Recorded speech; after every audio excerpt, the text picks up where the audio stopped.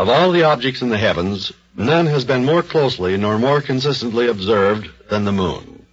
Now that man has actually walked upon her surface, one might suppose that all that can be known about her is known, and it comes as something of a surprise to learn that over all the weighty volumes of astronomic discussion hovers a haunting and tantalizing question.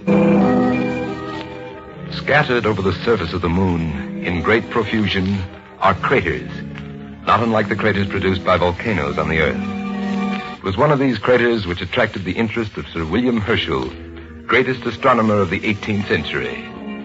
On a certain night in the year 1783, he stood at his accustomed place by the window of his study, his telescope to his eye. Beside him was his sister, Caroline Herschel.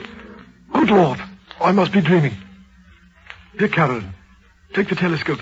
Where shall I look? One of the moon's craters. It's in the lowermost area just below the Mare Imbrium. Little lights. They're all in a row, and they're moving, just like the flare of torchlights in a procession. From then on, night after night, Sir William and his sister watched the moon, the infinitesimal pinpoints of illumination that marched mysteriously across the floor of the crater. In that same year, and again 4 years later, in 1787, the great astronomer wrote articles which carried but one implication, that the phenomenon which he had been observing was an evidence of life, that there were perhaps living, moving organisms on the surface of the moon.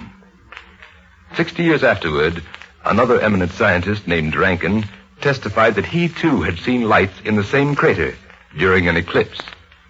And in the decade that followed, 4 other observers made similar reports. Meanwhile, however, the science of astronomy had reached adulthood. The instrument it employed had gained power and precision. And the men who employed them were no longer inclined toward naive and idle speculation. It must be remembered that Sir William Herschel used a telescope of just 6 feet focal length, which he made with his own hands. Naturally, such an instrument could not produce results in which we can place any reliance whatsoever.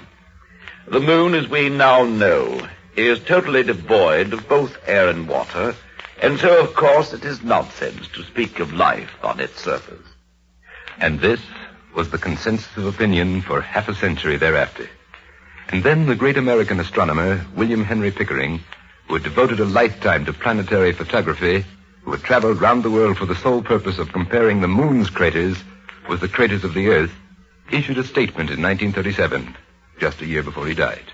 I have observed closely the crater which so interested my very great predecessor, Sir William Herschel. My conclusions are not entirely at variance with his.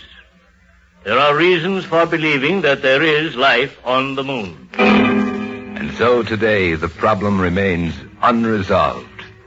And meanwhile, the moon herself rides serenely through the skies, keeping her own confidence and withholding, so far, her secret.